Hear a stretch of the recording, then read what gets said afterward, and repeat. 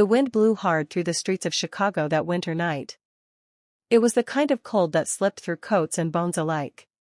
Cars rushed past with warm lights glowing inside them, but on the sidewalk near an old bus stop sat a woman wrapped in a worn-out blanket. Her name was Sarah Mitchell. To most people walking by, she was just another homeless woman. Someone they tried not to notice. But Sarah hadn't always lived like this. Years ago, she had a small apartment, a steady job as a nursing assistant, and a little boy who laughed so loudly that the neighbors often complained.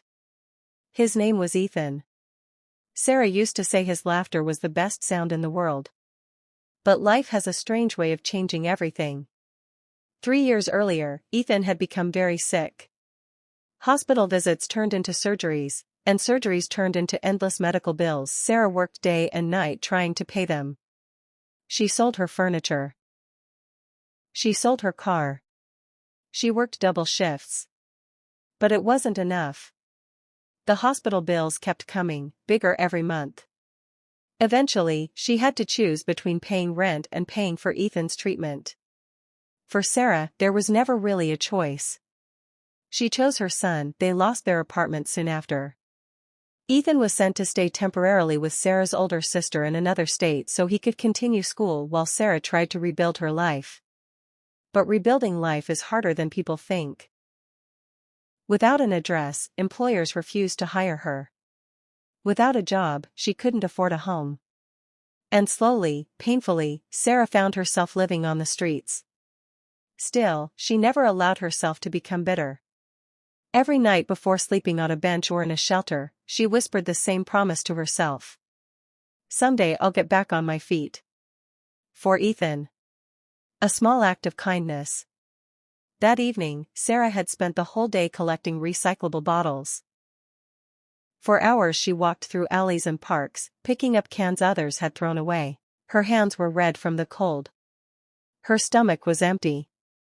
Finally, she returned the bottles at a small recycling center and received $6.40.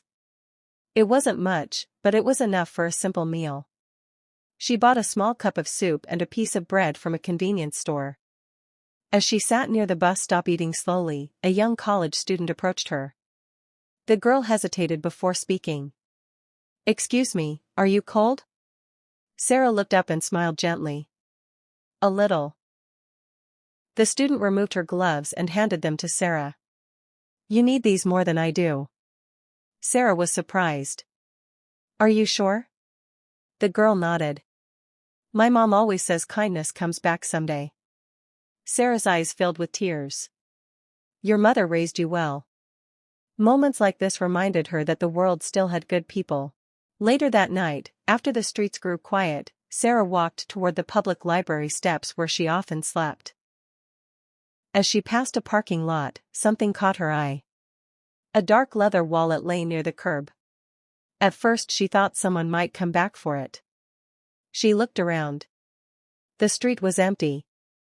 Slowly, she picked it up. The wallet felt heavy. Her heart began beating faster. When she opened it, her eyes widened. Inside were several credit cards, an ID, and a thick stack of cash. More money than Sarah had seen in months. Maybe even years. She quickly closed the wallet. Her mind began racing. That money could change everything. She could buy warm clothes. She could stay in a motel for a few nights. Maybe even send something to Ethan. No one had seen her pick it up. No one would know. For a long moment, Sarah simply stood there in the cold, staring at the wallet in her hands. The wind blew harder. Her stomach growled, but then she looked again at the ID card. The name read Daniel Carter. The photo showed a middle-aged man in a business suit. Sarah imagined how terrified he must feel losing something so important. Credit cards. Identification. Cash. It could ruin someone's week, maybe even their life. Sarah closed her eyes and took a deep breath. She remembered something her father used to tell her when she was young. Doing the right thing is hardest when no one is watching. She looked up at the empty street. No one is watching, she whispered. Then she placed the wallet carefully inside her coat. Tomorrow, she said quietly, I'll return it. A difficult morning. The next morning brought freezing rain. Sarah hadn't slept much. The wallet weighed heavily on her mind all night. She walked 3 miles through wet streets to reach the address listed on Daniel Carter's ID. It was in a wealthy neighborhood filled with large houses and tall iron gates. Sarah suddenly felt nervous. Her clothes were worn. Her shoes had holes. Would they even believe her? What if they accused her of stealing it? She almost turned back. But then she thought about Ethan again. What kind of example would I set for him, she whispered, if I kept something that wasn't mine? So she walked forward. Finally, she reached the address. A large house stood behind a tall gate. Sarah hesitated before pressing the doorbell. Moments later, a security camera moved slightly toward her. A voice came through a speaker. Yes? Sarah swallowed nervously. Hello. I think I found something that belongs to you. The gate slowly opened. A few minutes later, the front door opened and a tall man stepped outside. He looked worried and exhausted. Can I help you? Sarah carefully pulled the wallet from her coat. Are you Daniel Carter? The man's eyes widened. Yes, that's me. Sarah held out the wallet. I think you dropped this last night. For several seconds, Daniel simply stared at it in disbelief. Then he quickly opened it. Everything was still there. The cash. The cards. The ID. Nothing was missing. He looked up at Sarah, stunned. You didn't take anything? Sarah shook her head. It wasn't mine to take. Daniel was silent. He looked at her worn clothes, her tired face, her shaking hands from the cold. Finally he asked quietly. Where did you find it? In a parking lot downtown. I've been searching everywhere for it. I thought it was gone forever. He paused. Then he asked something that surprised Sarah. Do you have somewhere warm to go today? Sarah hesitated before answering. Not really. Daniel looked at her again, this time with a different expression. Not suspicion. Not pity. Something else. Respect. He took a deep breath and said words that Sarah never expected to hear. Then please, come inside. The fire crackled softly in the corner of Daniel Carter's living room. Outside, the cold Chicago rain continued to fall, tapping gently against the windows. But inside the house, warmth filled the room. Sarah Mitchell sat quietly near the fireplace, holding the mug of tea with both hands. For a long moment, neither of them spoke. Daniel could sense that Sarah carried a heavy story inside her, a story far deeper than simply being homeless. Finally, he said softly, You don't have to tell me anything if it's painful. Sarah looked at the fire. It's okay, she said quietly. Maybe it's time someone heard the whole truth. She took a slow breath. And then she began. A life that once felt normal. 10 years ago, Sarah said, my life looked completely different. She smiled faintly, remembering. I worked at a small hospital outside Chicago as a nursing assistant. It wasn't a big job, but I loved it. Daniel listened carefully. Helping people made me feel like my work mattered, she continued. And every evening, I would come home to Ethan. Her eyes softened when she said his name. He used to run to the door every day when I got home. Sarah laughed gently. He'd jump into my arms like I'd been gone for years. Daniel smiled slightly. That sounds like a happy home. It was, Sarah said. But then the smile faded. Until the day everything changed. One afternoon Ethan came home from school looking very tired, Sarah explained. At first I thought he just needed rest. But the next day he fainted during recess. The school called Sarah immediately. I rushed to the hospital, she said. The memory still made her voice tremble. After several tests, the doctor called me into his office. She stared into the fire again. I'll never forget his face. Daniel already knew what kind of news that expression usually carried. He told me Ethan had a serious heart condition, Sarah said quietly. He needed surgery, maybe more than one. Sarah's eyes filled with tears. But all I could think about was one thing. What? Daniel asked gently. If my son would survive. Fighting for her son. The surgery saved his life, Sarah said. But recovery was long. Weeks turned into months. Hospital visits became routine. Every day after work I would go straight to the hospital, she said. Sometimes I would sit beside his bed all night. Daniel could imagine the exhaustion she must have felt. Medical bills started arriving soon after, Sarah continued. At first I tried to stay calm. She forced a small smile. I told myself it would work out somehow. But the numbers kept growing. $10,000. Then $20,000. Then more. I started working double shifts, Sarah said. Sometimes I barely slept. Her voice grew quieter. But even that wasn't enough. Losing everything. Eventually the bills became impossible. I sold my car, Sarah said. Then my furniture. She swallowed hard. Finally. I couldn't pay rent anymore. Daniel felt a heavy silence fill the room. What about your job? He asked carefully. I tried to keep it, Sarah said. But I missed too many days caring for Ethan. The hospital eventually replaced her. I don't blame them, she said softly. They needed someone who could be there. Without a job, Sarah's situation quickly worsened. My sister Emily offered to take Ethan until I could recover financially, she explained. That way he could stay in school and continue treatment near her home. Saying goodbye to her son was the hardest moment of her life. I told him it would only be for a little while, Sarah whispered. Daniel could hear the pain behind every word. He hugged me and said, "It's okay, Mom. I know you'll fix everything." Her voice cracked. I've never felt so ashamed in my life. Life on the streets. After losing the apartment, Sarah stayed with friends for a few weeks. But eventually, those options ran out. So I ended up at a shelter, she said. At first I told myself it was temporary. But weeks became months. And the shelter was often full. Some nights I slept on buses just to stay warm, she admitted. Daniel felt a deep ache in his chest hearing that. What about food? He asked. I collected bottles and cans, Sarah explained. Sometimes churches gave out meals. She looked down at her hands. But the hardest part wasn't the hunger or the cold. What was it? Daniel asked quietly.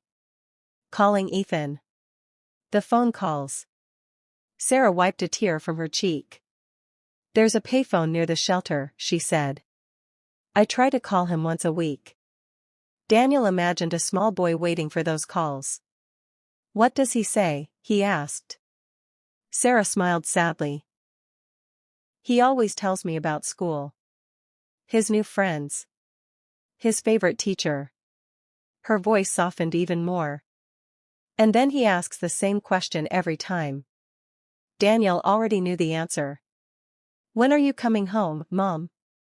Sarah nodded. I always tell him. Soon. The word echoed painfully in the quiet room, but sometimes, she whispered, I'm not sure if that day will ever come. The wallet. Daniel looked at the wallet still sitting on the table. And last night you found this? Sarah nodded. For a moment. I thought maybe it was a miracle. She admitted the truth honestly. I thought about keeping the money. Daniel didn't judge her. Anyone in her situation would have had the same thought. But then I remembered Ethan, she said. What kind of lesson would I be teaching him? She looked directly at Daniel. So I decided to return it. A moment of silence. The room became very quiet. Daniel Carter had built businesses worth millions of dollars. But at that moment, he felt something more powerful than money. Respect. Deep respect. He looked at Sarah carefully. "You know something?" he said. "What?" she asked. "You're one of the strongest people I've ever met." Sarah shook her head. "I'm just a mother trying to survive." Daniel smiled gently. "Exactly." He stood up and walked to the window. Then he said something that would soon change Sarah's life forever. "I think it's time that changes."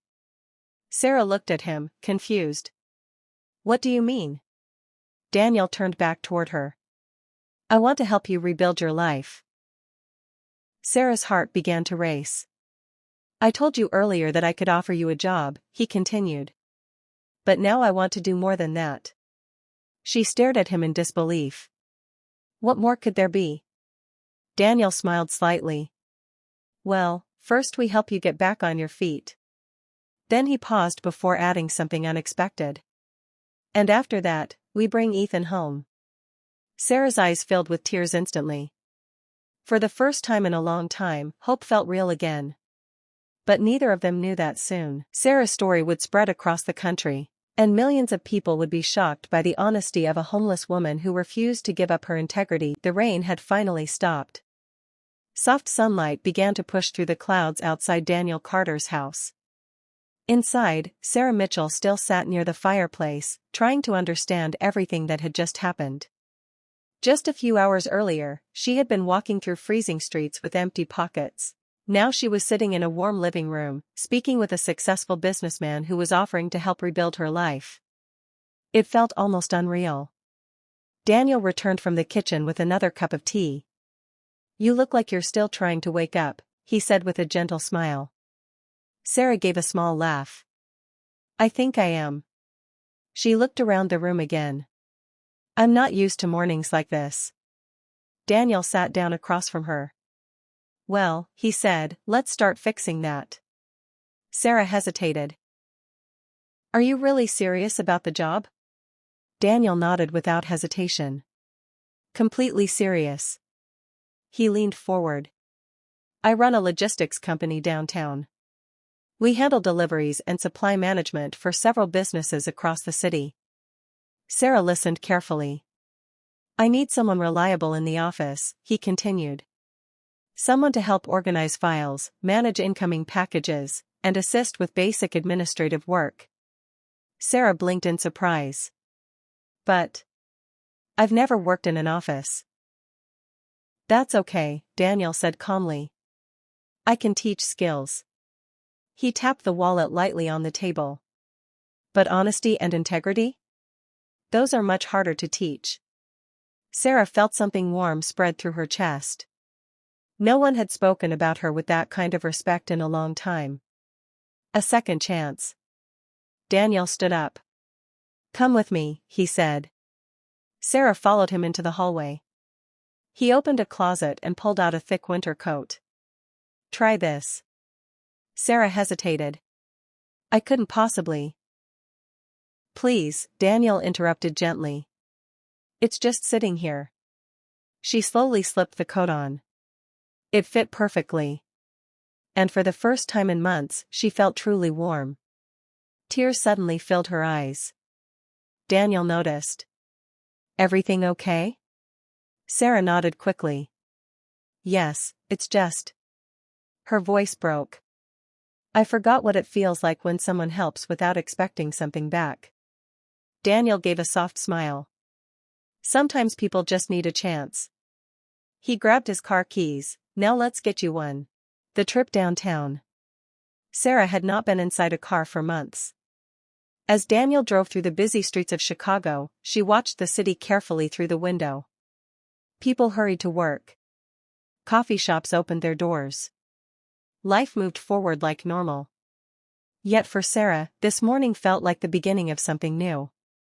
They soon arrived at a large office building. Daniel parked and turned toward her. "Nervous?" "A little," Sarah admitted. "That's normal," he said. They stepped inside the building. Employees greeted Daniel as he walked past.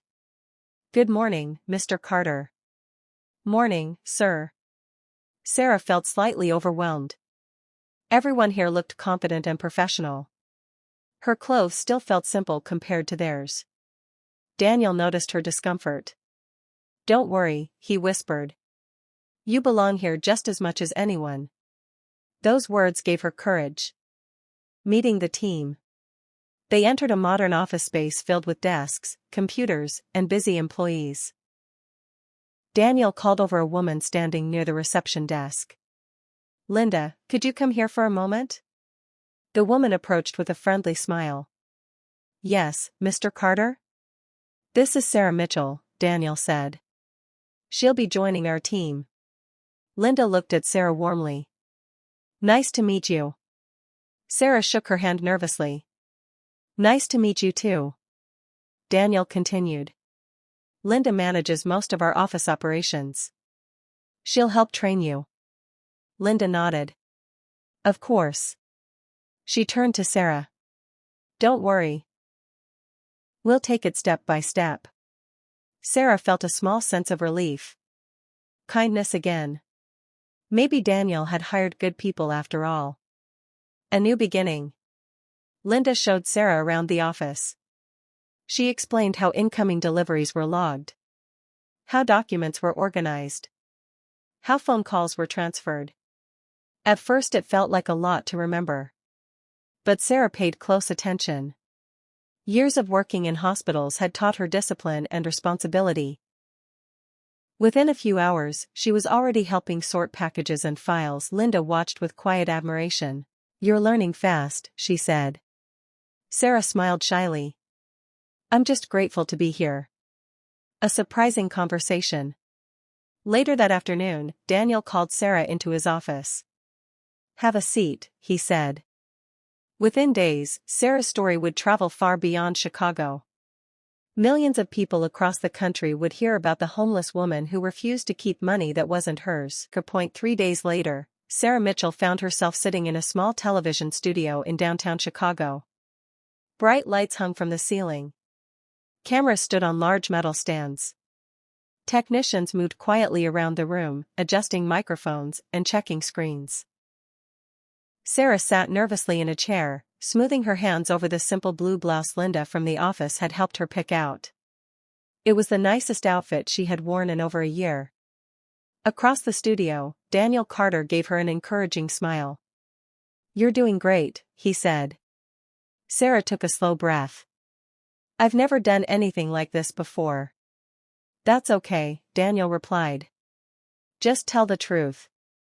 That's what made your story powerful in the first place." A producer approached them. "5 minutes until we go live." Sarah's heart started beating faster.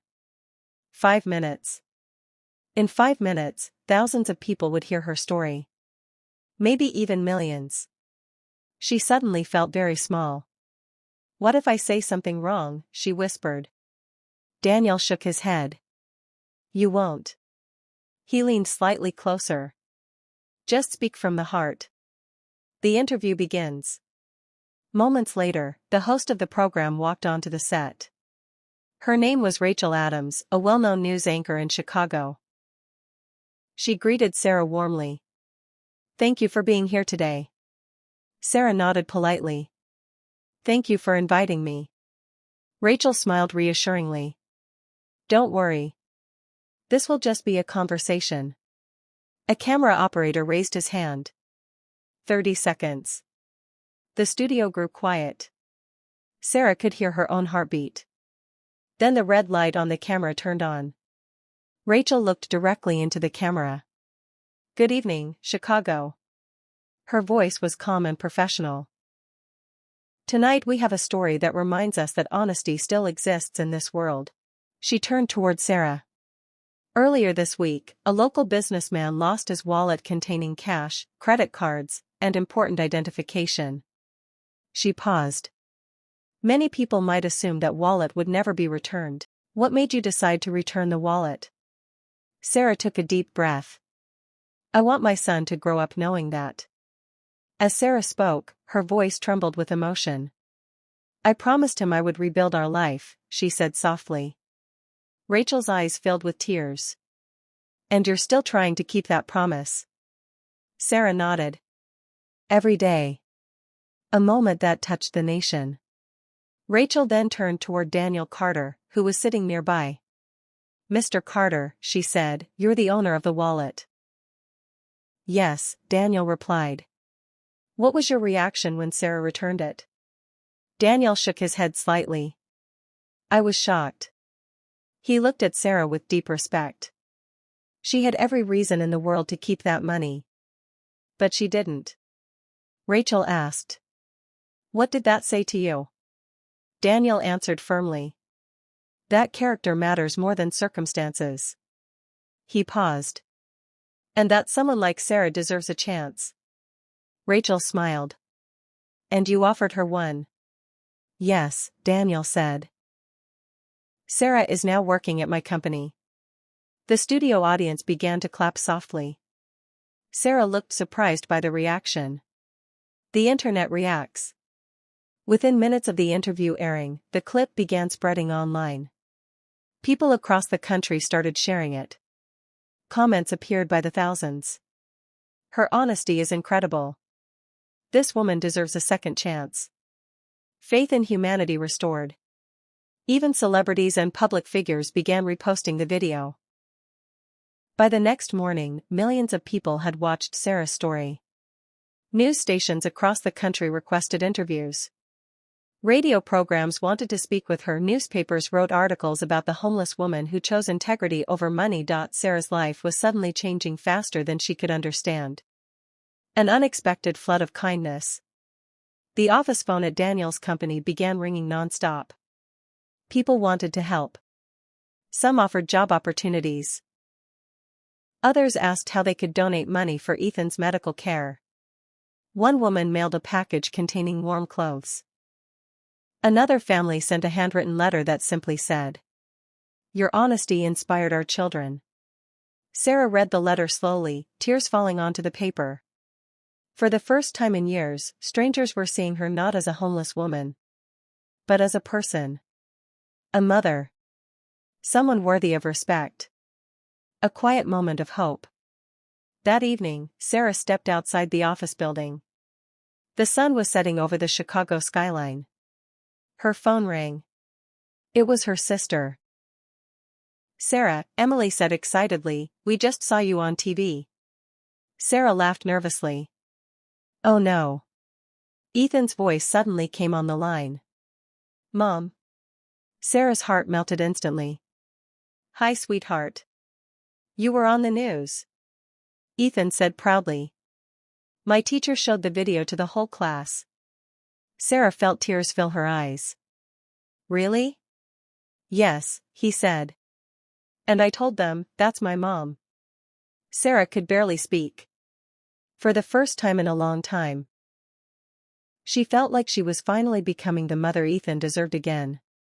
But what Sarah didn't know yet was that something even bigger was about to happen.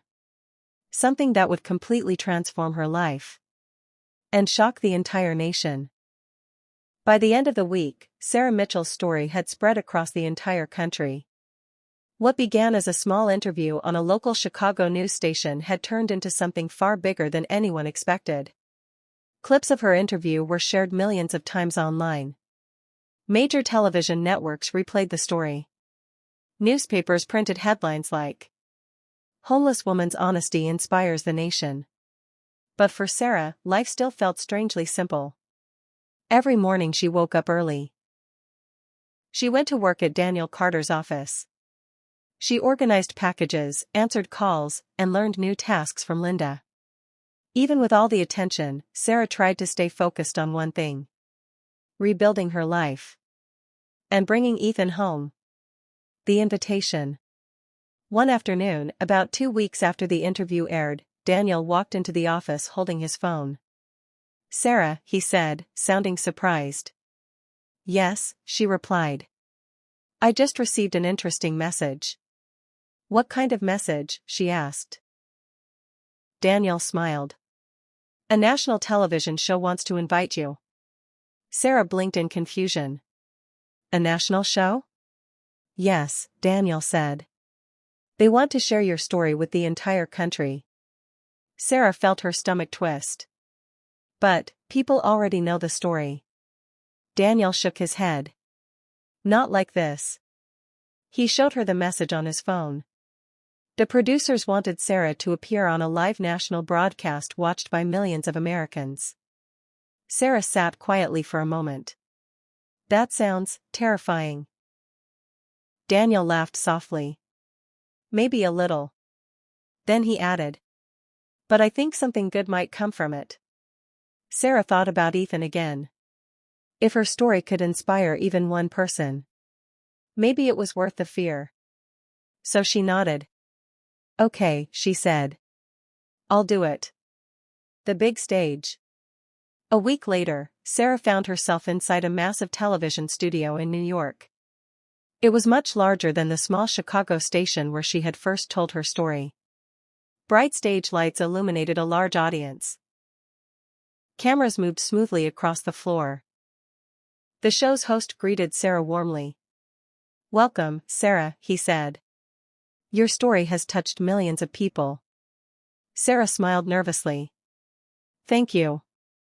The host turned to the audience. Tonight we're talking about honesty, integrity, and the courage to do the right thing even when life is difficult. He looked back at Sarah. Tell us again about the night you found the wallet. Sarah shared the story once more. She spoke about the cold night. The moment she opened the wallet. And the decision that followed. The audience listened in complete silence. Some people wiped away tears. When she finished, the room erupted into applause. A surprising question. After the applause faded, the host leaned forward slightly. Sarah, he said gently. There's something many viewers want to know. What's that? She asked. If you could change one thing about your life right now, what would it be? Sarah didn't hesitate. I would bring my son home. Her voice softened. I miss him every day. The audience grew quiet again. His name is Ethan, she continued. He's been living with my sister while I try to rebuild our life. The host nodded slowly. That must be incredibly difficult. It is, Sarah admitted. But he's the reason I keep going. The unexpected surprise. The host smiled slightly. Well, Sarah, we have something we'd like to show you. He turned toward a large screen behind the stage. Can we bring up the video? The lights dimmed. A video began playing on the screen. At first, Sarah didn't understand what she was seeing. It was a small living room somewhere in Ohio. Then suddenly, a familiar face appeared. Mom? Sarah's breath caught in her throat. Ethan, she whispered. Her son stood on the screen, smiling shyly. Hi Mom, he said. The audience reacted with soft gasps. Tears immediately filled Sarah's eyes. Oh my goodness. The host spoke gently. Ethan wanted to send you a message. On the screen, Ethan continued speaking. Mom, my teacher showed us the video about you. He smiled proudly. I told everyone you're the most honest person I know. Sarah covered her mouth, overwhelmed with emotion. I miss you a lot, Ethan said. But Aunt Emily says you're working really hard. He looked directly at the camera. And I know you're going to fix everything, just like you promised. By now, Sarah was crying openly. The moment that changed everything. The host waited for the video to end. Then he turned back to Sarah. You've shown the entire country what integrity looks like. He paused. And because of that, people across America wanted to help. Sarah looked confused. What do you mean? The host smiled. Well, first, a group of generous donors came together after hearing your story. The audience leaned forward.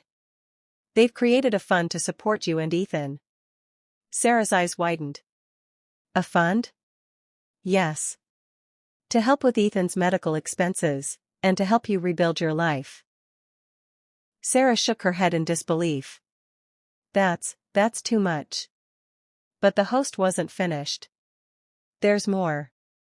He pointed toward the audience. In fact, there's someone here tonight who would like to meet you. Sarah looked around the room. Suddenly, the studio doors opened. And a small boy ran onto the stage. Mom. Sarah jumped to her feet. Ethan. She rushed forward and wrapped her arms around him tightly. The audience burst into applause. Mother and son held each other for a long time, both crying with joy. I missed you so much, Sarah whispered. I missed you too, Ethan said. A nation inspired. The reunion was shown live across the country. Millions of viewers watched the emotional moment. Social media exploded with messages. People wrote things like, Sarah restored my faith in humanity. This is the kind of story the world needs. She proved honesty still matters. Back on stage, the host spoke one final time. Sarah Mitchell reminds us that character is not measured by wealth or status. He looked at the audience. It's measured by the choices we make when no one is watching.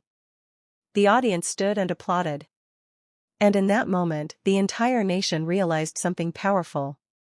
A homeless woman who refused to keep a lost wallet had reminded millions of people what true integrity looks like. A new beginning. Weeks later, Sarah and Ethan moved into a small apartment in Chicago.